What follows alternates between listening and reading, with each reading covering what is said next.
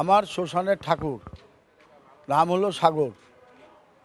ওকে এরা প্রায় ডিস্টার্ব করে। এখানে যারা ডেড বডি পুড়াতে আসে আমাদের হিন্দু সম্প্রদায়, খড়ি বা বাঁশ নিয়ে অনেকে বেশি করে আনে, বেঁচে যায়। তখন এগুলো তো নিয়ে যাওয়া হয় না, এখানে থাকে।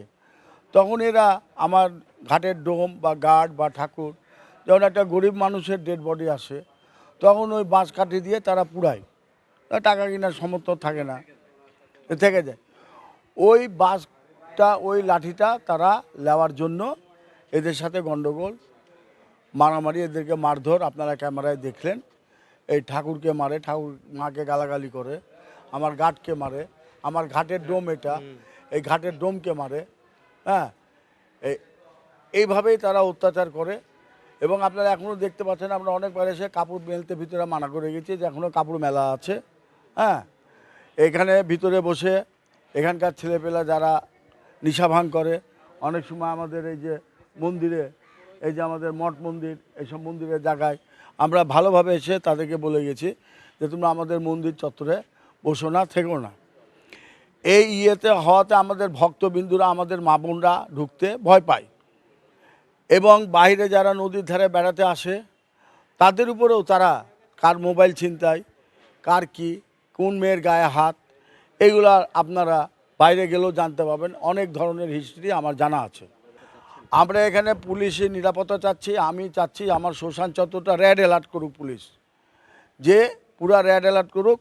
যারা যে কোনো দোষ করবে তাদের সঙ্গে সঙ্গে অ্যারেস্ট করা হবে। এবং এর অনেক আগে আমার বিএনপি সরকারের সময়, ওই সময় এখানে এরকম হতো।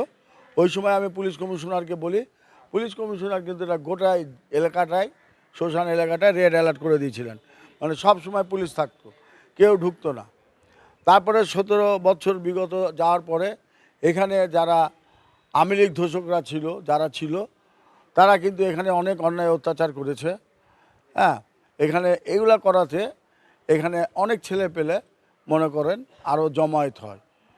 ওরা যদি 5 জন থাকে তো আরও 7 জন। তাহলে আমার ভক্তবিন্দুরা এখানে আসতে পারে না, পূজা পাঠ করতে পারে না, হ্যাঁ, প্রণাম করতে পারে না, তাদেরকে ডিস্টার্ব করা হয়।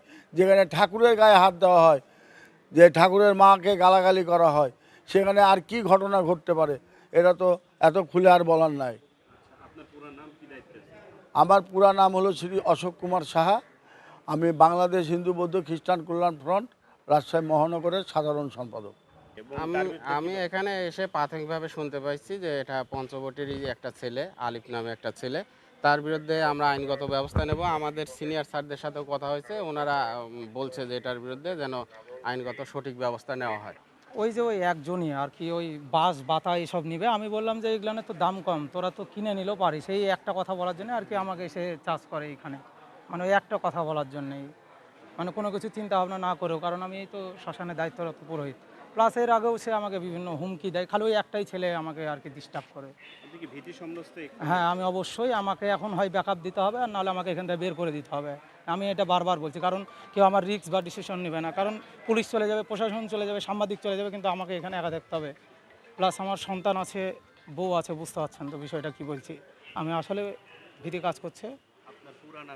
আমার পুরা নাম সাগর কুমার রায়। বর্তমান আমি রাজশাহী পঞ্চবটি মহাশ্মশান মন্দির কমপ্লেক্সের দায়িত্বরত পুরোহিত। পুরা মন্দিরটা আমি আর কি সম্পূর্ণ একা দেখাশোনা সব কিছু করি।